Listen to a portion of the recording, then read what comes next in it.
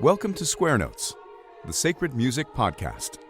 Your chance to learn about the teachings of the Catholic Church on sacred music, both in theory and practice. Through interviews, discussions, and music, your hearts and minds will be lifted up and better understand what it means to sing the praise of His glory. And now, your host, Dr. Jennifer Donaldson-Nowicka. Hello, listeners, and welcome to Square Notes, the Sacred Music Podcast, and the official podcast of the Catholic Institute of Sacred Music. My guest today is Salvatore Basile, longtime singer in the choir at St. Patrick's Cathedral in New York, and author of the fantastic book Fifth Avenue Famous, which chronicles music at St. Patrick's Cathedral and the many personalities that shaped it. It's a great snapshot of sacred music in the U.S. from the late 19th through the 20th centuries, told in an incredibly charming and entertaining style. Before we head into the interview, though, I wanted to take a moment to let you know about graduate classes open at the Catholic Institute of Sacred Music this summer, yet available to non-degree seeking students. I'd encourage you especially to check out the advanced seminars in Gregorian chant. June 29th through July 3rd features 2 seminars on semiology. Manuscript Studies in Semiology taught by Dr. Edward Schaefer, and a performance practice seminar on vocal technique for singing chant, especially with a semiological rendering, taught by Dr. Rosemary Herredos. July 27th to 31st features 2 additional seminars. A manuscripts course taught by Dr. Alison Altstadt on 10th through 14th century manuscripts, bridging from chant into polyphonic practice, alongside Dr. Charles Weaver's class on Cantare Super Librum, improvising polyphony on chant. Also check out our organ improvisation class, limited to 6 students by audition, July 20th to 24th with Martin Baker. Information is available on our website, catholicinstituteofsacredmusic.org. Click on Summer Courses. The deadline to apply is May 1st. And now, on to the interview. So thanks so much for joining me, Salvatore. It's so great to have you on the show. I love your book, and I'm delighted you've accepted my invitation to talk a little bit about what's in your book. My pleasure. Thank you for asking. So, of course, the origins of music at St. Patrick's Cathedral are tied up not only with the foundation of the cathedral and its various spots, but also the evolution of New York from parochial talent to an artistic capital. You know, what kinds of music might a mass goer in early to mid 19th century Manhattan have heard at a place like St. Peter's, the first parish in Manhattan, or Old St. Patrick's on Mulberry Street? Was the dominating ideal for musicians then the opera, men and boys choirs of the Anglicans, music from their native countries, a more general Protestant influence? What would they have heard? Sort of a mess. During the first half of the 19th century, high caliber music in New York received a lot of lip service, but in truth, in reality, it wasn't valued much. The city was too young, too concerned with growing itself. It was not a big town. And the European cultural centers were a whole ocean away with no contact other than clipper ships. So when it came to houses of worship, there were a few stabs at quality depending on the congregation or who was running things. And sometimes it worked, and most of the time it didn't. And a great deal of it was, as I said, a mess. There were a few men and boy choirs, many soloists. They were easier to manage than a choir, just logistically. As far as the repertoire, some of it was composed on the spot, and it was considered disposable. Plenty of Haydn and Mozart snippets over and over again. At Old St. Patrick's Cathedral, one of the running jokes, or at least I call it a running joke, was that the Lord Nelson Mass was done for everything. Bits of it. Well, it is a great mass, to be sure. It's a great mass until you've heard it 85 times in a row, yes. Yeah. There were a handful of music directors, I have to admit, setting liturgical texts to opera scores. There was supposedly a tantum ergo set to the sextet from Lucia de Lammermoor. Wow. Yeah. And in the midst of all this, one of the more polished music programs was at St. Peter's, all the way downtown. And as you had said, that was the first Catholic congregation in the city. And St. Peter's music began to attract Protestant listeners who had to get over their discomfort at being in a Roman house of worship. those people couldn't make head or tail of the mass parts, and the chant drove them crazy. They talked about keening melodies and strange wailings.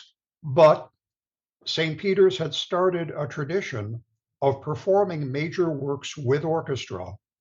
And in New York, this was an oasis. It was a big drawing card. In 1842, they gave a benefit performance, the American premiere of the Rossini Stabat Mater, and this caused such a furor that it had to be repeated twice more. However, that benefit performance was so expensive, it nearly bankrupted the church. Oh boy. Not a good situation. Yeah. So, this seems like a prime spot for application of Trale Sollecitudini. So we'll get to that later in the interview. Yes. But, in the meantime, maybe you could tell us a little bit about Hughes Folly, the location of the building of the cathedral at its current spot. Absolutely. Now, I would say, and a lot of people would agree, the cathedral's location was what you might call a happy accident. It was as early as 1810 that a handful of New York Catholic churches banded together to purchase a plot of land, which at that time was so far north of the city, it didn't even have an address. And their intention was to use it as a cemetery. Problem was, no one had bothered to inspect the land, and that area turned out to be solid bedrock. It was impossible to dig a grave. So the land sat for years, mostly unused, until 1850, when Dagger John Hughes, the Archbishop, saw that the city's Catholic population was exploding, and he gambled on that very location as the right place for a new cathedral. And as you put it, most people scoffed at the idea, Hughes' folly, but he turned out to be right. The city was growing rapidly, and it was growing northward. And by the time the new St. Patrick's Cathedral opened in 1879, it was not only the largest house of worship in America, it was positioned front and center on New York's most prestigious residential street. So Hughes had the last laugh, even though he was long dead. Yeah. And maybe a lot of people who haven't lived in New York don't know quite the underlay in the land that supports the skyline, right? That there are various parts of the island that are bedrock and others that are a little more marshy. And so when you're building on bedrock, you can have a much taller building. And that's why now where the cathedral is surrounded by skyscrapers versus other Absolutely. parts. So I'm wondering if you could tell us a little bit about the first organist and choir master at the new St. Patrick's Cathedral. What sort of choir did he set out to build at the beginning of the new cathedral? And in what ways did the culture of the city and the architectural space and acoustics affect his choice of singers? All right. I would say that the cathedral's first organist choir master was yet another happy accident, and that was William F. Pesher. He had the credentials. He was a native New Yorker, educated at the Leipzig Conservatory, and he was singled out for his achievements by Clara Schumann. But once he was back in New York, he had gone there to study and arrived back in 1860. Those wonderful credentials got him no farther than St. Peter's Church. And as we've already discussed, that music budget at that point was more than exhausted. So St. Peter's was not a high-paying job, and Pesher began known as a very talented musician who was always available for substitute work. As it happened, one of those sub-jobs was at St. Patrick's Old Cathedral, which at that time happened to be less than ecstatic with their own choir master. And in its way, this was a case of William F. Pesher, the middle-aged youngster, going into the gallery and coming out a star. That was the happy accident. And as far as the space and his relation to it, that was really another happy accident. Even though he had been working at a small downtown church, as he was preparing for the new cathedral's opening, he understood somehow that the music itself should match the size, the impressiveness of that edifice. For example, the dedication started with a very long opening procession through the cathedral and around the entire building, every bit of it accompanied by a cappella chant. So he put together a choir of 100 men and boys, most of whom had been singing Gregorian chant at other churches, and they were drilled into perfection. Then, for the mass that followed the procession, there was another 100-voice choir of mixed voices up in the gallery, along with an orchestra, and they were ready with the Haydn Theresian Messe, and his solo quartet was made up of people who had been singing Wagner on the side in various opera houses. So most news reports from the day were impressed with what they heard. They liked what they heard. Yeah. So, can you tell me a little bit more about what he settled into in a routine once he, got this program up and running after the dedication? Was it a lot of the same sort of mixture of Gregorian chant, operatic sorts of things, orchestral masses, and how did it set a precedent for the program?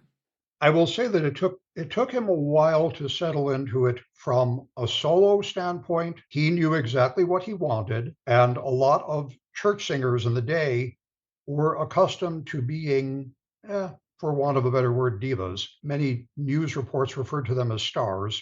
He did not want a star system.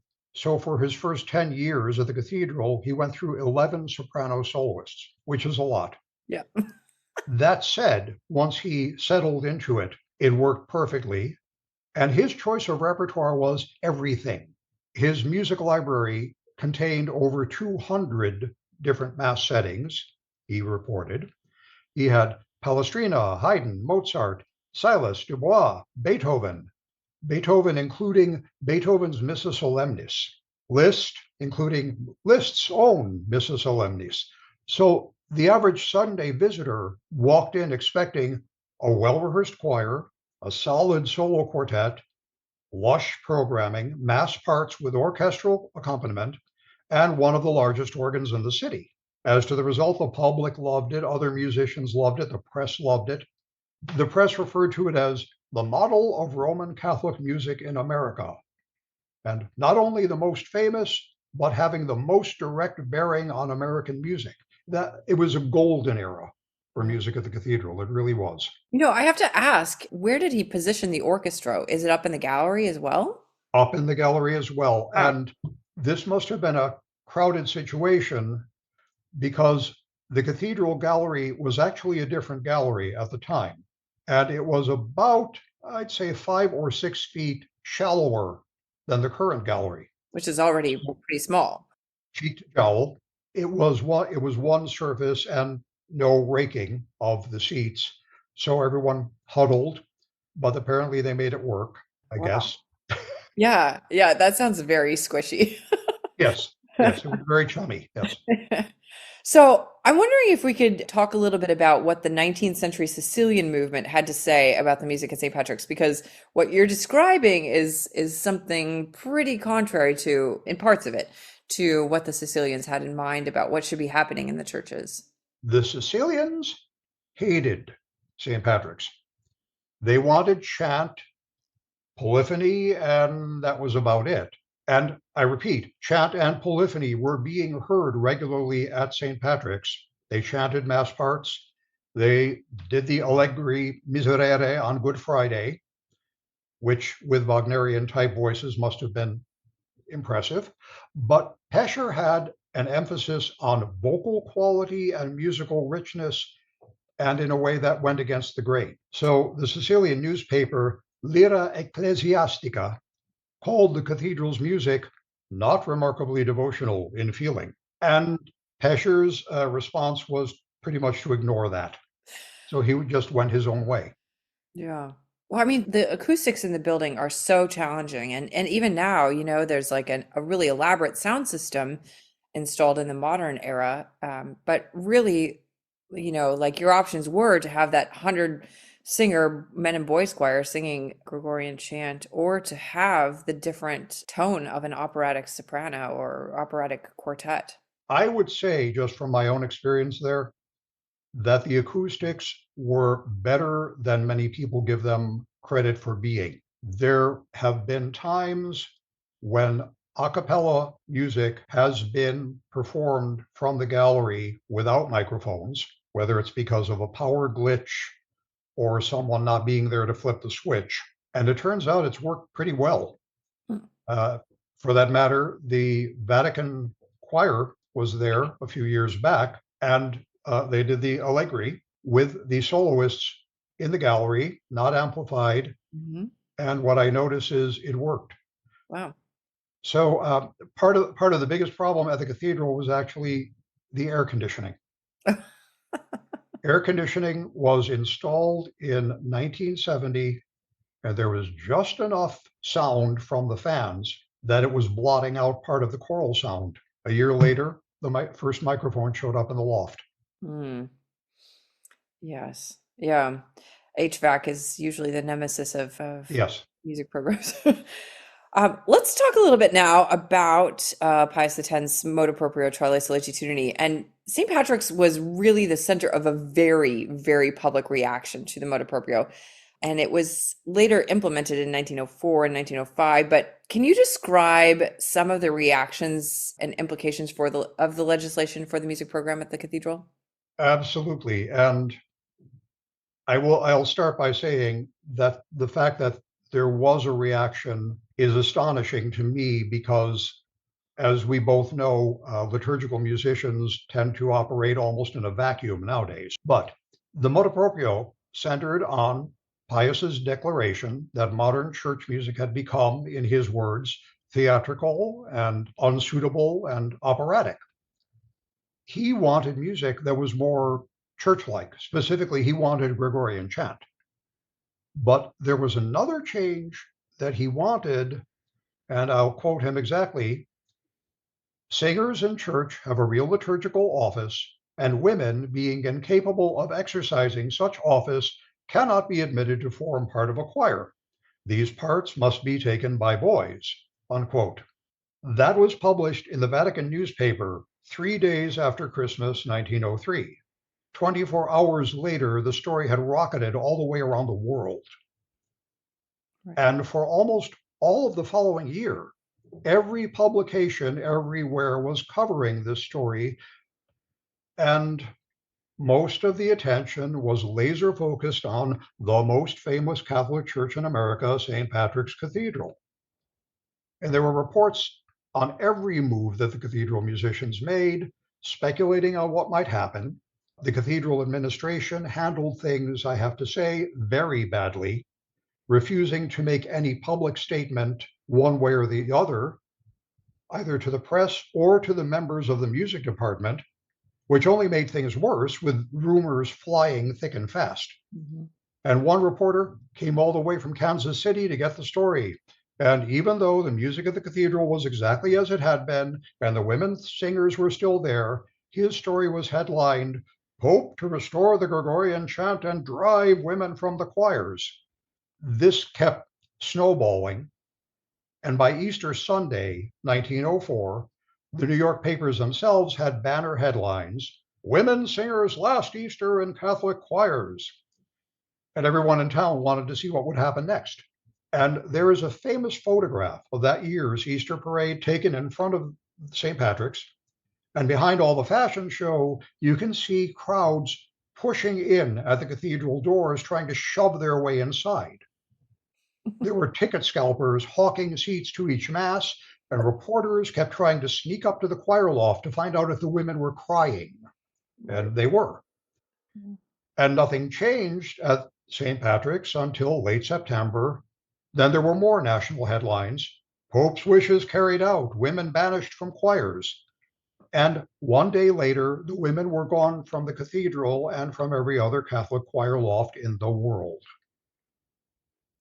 Well, in doing a little bit of research on this particular issue, especially related to New York, what Pius X said seems to have been preceded by Leo XIII's declarations on the issue. And then the Archdiocese of New York submitted a dubium to the Sacred Congregation of Rites about this. And the question basically amounted to, could we have, if there's a men and boys choir in the sanctuary and the women and children are in the loft singing the Mass ordinaries, can the men come up to the loft and join them? And the answer actually to that dubium was no. And of course, all of this legislatively changed by Pius XII later in the 40s and 50s. That was actually at the end of 1955. Yes, Yeah. that women were re-allowed. However, I have to say that I've spoken to a number of ladies who told me that in their own home parishes, not in New York, wherever, during the 1930s and 1940s, women were creeping back in because it was simply impossible for music directors to do anything. And priests were throwing up their hands and looking the other way because they realized that this was an untenable situation, except for a large city with a big budget. Right. Yeah. And so in your investigations into this, can you define the years in which women weren't singing at all in the choirs, St. In Patrick? the cathedral choir, Yes. there was one incident that I picked up in the 1930s where Pietro Jan was giving a concert, which at that time had to be called a service of music. There was a guest choir with women. The cardinal, this was around 1936, 536. The cardinal had to give a special dispensation. He did. Other than that, I didn't find any incident of women singing in a service until Robert Kennedy's funeral in 1968. Huh, that's interesting. This is a very long time. It cuts across what I saw in that dubium, which I think was from sometime in the 1920s submitted, and I just assumed that the nature of the dubium meant that there was a choir in the gallery singing with women on the mass ordinaries, not on the mass proper, but on the mass ordinary. This is at the cathedral. I'm delighted to hear it. Yeah. Yeah, so it seems like something that I've been saying to my students for years. I think this is a good topic for a dissertation. There's a lot of Yes. research that needs to be done on this issue. So, the other thing that I found very amusing while reading your book was that every newspaper in the country was trying to get a scoop on what the New York Liturgical Music Commission was going to have to say about this. And I was reading it as a member of that commission, which was Yes. pretty, anodyne in my time. But, during this, I mean, it was really like an insider scoop. And I think it betrayed a sort of mystery that Protestant America had surrounding being a Catholic in America. Absolutely. One commentator, I don't remember the publication, was very happy about this because he said that this would prevent some young miss from singing a 4-minute amen. Oh, boy. Thanks for sharing. Yes. Okay, so what sorts of choirs did you really document? Was it really just men and boys choir, and did it affect their repertoire a lot after the motu proprio was implemented? It affected their repertoire to a certain extent because at the time that all of this was happening, the cathedral had since its opening a chancel choir, also men and boys, which was in a way the nucleus of the new choir. That said, it was complete chaos for a while. William F. Pesher had died in early 1904, which made the adjustment even harder. And the music program was dumped into the lap of his assistant, James Ungerer, who did not think that men and boys was exactly equal to a mixed choir. He didn't think it was quite as good. And for a while, things were haphazard, especially when he made that admission in public, but he only made it once. Male singers were hired and then they were fired immediately because the new rules demanded that they be Catholic. And well-trained boy singers were very hard to find. At one large service, something went wrong, and Ungerer himself had to jump in as a singer. On top of everything else, Ungerer had been thrown the job of making a list of the music that was suitable for church use and the music that was banned, the white list and the black list, as we know it. Was he making his black list and white list as part of the St. Gregory's Society's project in that regard, or was it just something that he was issuing from St. Patrick's Cathedral? I think this was an archdiocesan project first, and then St. Gregory's picked up on it. I see. But it was something that had to be done very quickly, which was let's take this pile of paper and turn it into a do and don't list. So Mozart out, Rossini out, Beethoven definitely out. And he spent a lot of time having to go through music and stamp it yes or no. And this is busy work in the best situation. Mhm. So it was no fun at all for anyone. As to the result, at St. Patrick's, that became a time of status quo. Catholic music was no longer exciting. It wasn't meant to be. There was one magazine that tried to be polite, claiming that the cathedral's music was a case of quality rather than novelty. And then the general director of the Metropolitan Opera didn't try to be polite, making headlines in a completely unrelated situation with a very public crack about the staleness of music at the cathedral. That was something that never would have happened 5 years before. The pendulum had swung completely in the opposite direction. St. Patrick's, the White List, James Ungerer. Now everything was dull in the public opinion. So, the antithesis of dull, let's enter one of the most famous directors of music at the cathedral, Pietro Jan. Again, Not dull.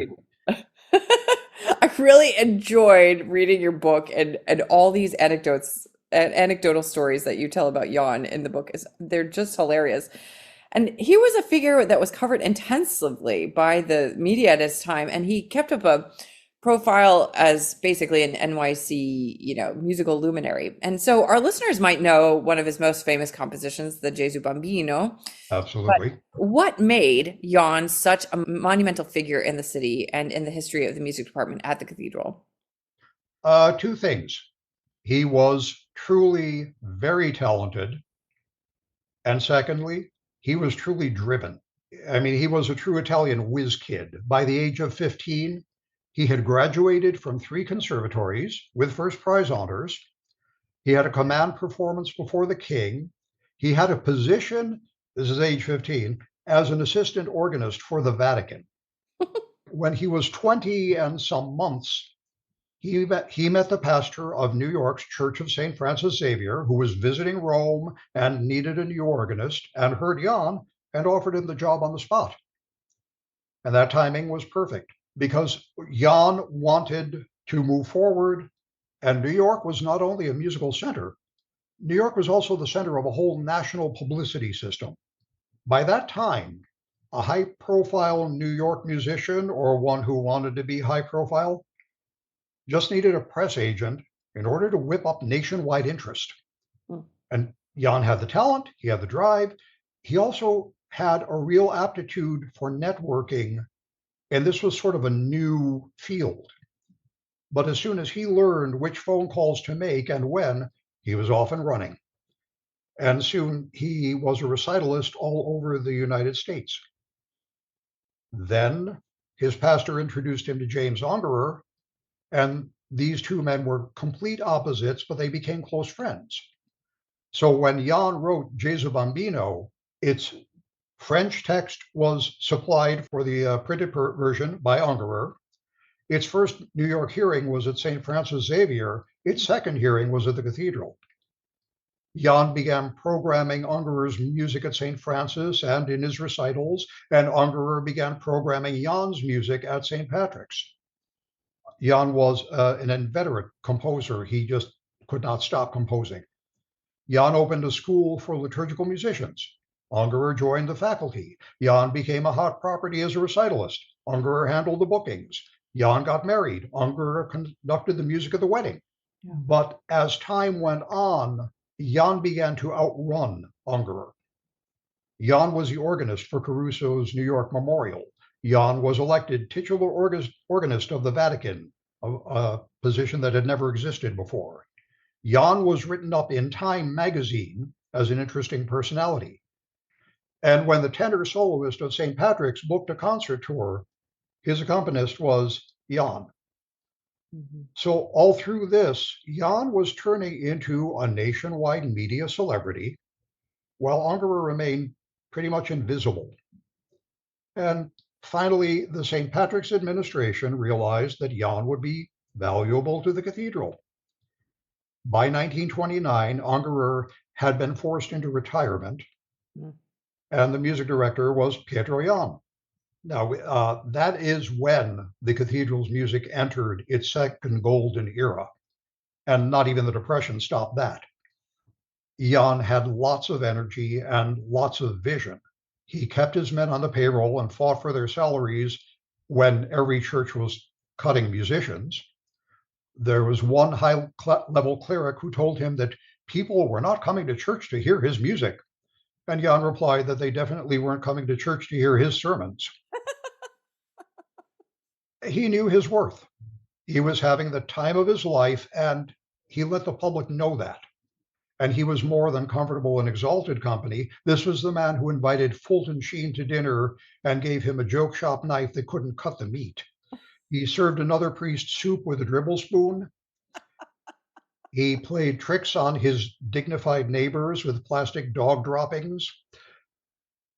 And when Jan was not playing pranks, he was always working. His recital schedule took him all over America and Europe. He was always composing, not only organ and vocal works, but 3 full-length oratorios. And all that activity kept his name in the papers. And he made, in a way, the apex of his fame when the New Yorker gave him a Talk of the Town column. That was a true legitimization of his fame. Yeah. Yeah. So the 30s were a big decade for music at St. Patrick's. Right. And by 1939, Jan and his men were a national fixture. When the New York World's Fair opened that year, they were one of the musical headliners. That Christmas, Midnight Mass was on network radio for the first time, coast to coast. And then when World War II broke out, cathedral musicians pitched in for the war effort. Benefits, shortwave broadcasts to Europe, but all of this was a lot of stress. And finally, it took its toll when Jan collapsed of a stroke. By the end of 1943, he was dead. Yeah. Wow. How old was he when he died? 53, 54, way too young. Yeah. Wow. That's really young. His family missed him horribly, and New York missed him horribly. I'm going to fast forward a little bit to some of the other significant events that have taken place in the American history in the cathedral. One thing's, for example, of the funeral of Bobby Kennedy. And what do you think the effect of the music at these types of events has had on the American image of Catholicism and its worship? This is a fascinating question. Certainly, St. Patrick's has hosted hundreds of funerals particularly, of notable public figures. And much of the time, the music staff has done its own bit to commemorate them. At Paderewski's funeral, his nocturne was played. When George M. Cohan died, there was an improvisation based on Over There. Even at the funeral of P.C. Richard, the electronics magnate, as his casket was leaving the cathedral, the congregation got to hear a subtle version of his TV jingle. But Robert F. Kennedy's funeral in 1968 was a singular event in the cathedral's history. I'd say the reason: it took place only a few years after Vatican II had blown up the entire Catholic landscape. Many people were completely discombobulated by the changes. The Mass was in a different language. It had a much different shape. And while the music at every church was having a problem trying to adapt to all of these new requirements, which kept changing almost daily, it was worse at St. Patrick's. The music director was Charles Courbois, who had been there since the 1940s, right after Jan. And by this time, he was ailing and over 80 and in many ways going through the motions. Women had been, as we said, allowed back into Catholic choirs in 1955, but the cathedral was still using the exact same all-male choir. Some of those men dated back to the days of Pietro Jan. And around New York, they had become the butt of jokes. People talked about them as leather-lunged Italians who are older than God. Still, when Kennedy's family decided to hold the funeral at St. Patrick's, they had very firm and very specific ideas as to the music that would be performed and who would perform it. They had Gregorian chant. part of Mahler's Resurrection Symphony, a snatch of the Verdi Requiem, the Hallelujah Chorus, and most notably, as a casket was being carried out of the cathedral, the Battle Hymn of the Republic. And the musicians were a broad swath. They included Richard Tucker, Andy Williams, TV singer, even Leonard Bernstein with a contingent from the Philharmonic.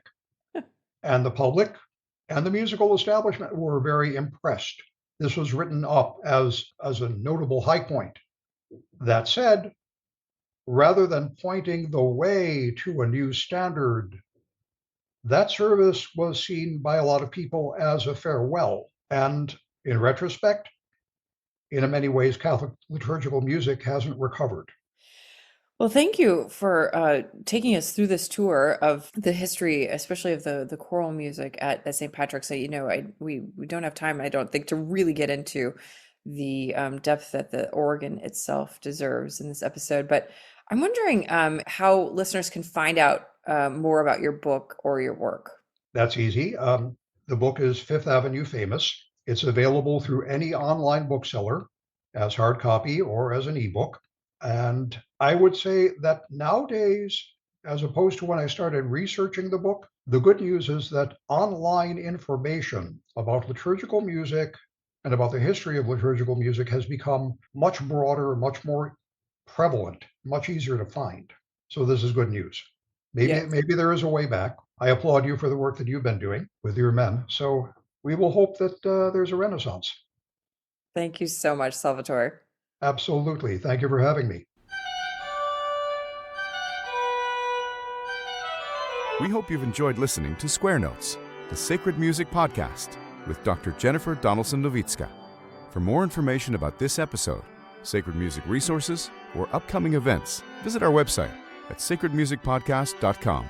You can subscribe to our podcast on iTunes, Stitcher, YouTube, or your favorite podcast app. If you enjoy our podcast, please write us a review on iTunes. This improves our iTunes ranking and helps others find out about the podcast. The music you heard at the beginning of this episode is Hec Dies by William Byrd, sung by the London Oratory Schola Cantorum Boys Choir, directed by Charles Cole from the CD Sacred Treasures of England. The music at the conclusion of this podcast is from the Prelude and Fugue in G Major, BWV 550 by Johann Sebastian Bach, performed by Jennifer Donaldson-Nowicka. We look forward to having you join us next time, and until then, may we sing the praise of His glory.